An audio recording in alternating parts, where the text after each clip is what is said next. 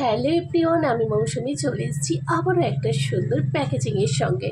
পশ্চিম মেদিনীপুরের অন্বেষা খুব ভরসা নিয়ে এই হারটা আমার কাছে অর্ডার করেছে, আর সেই হারটাকে সুন্দর করে তার কাছে পৌঁছে দেওয়ার দায়িত্বও কিন্তু আমার। তাই সুন্দর করে হারটাকে আমি প্যাকেজিং করছি।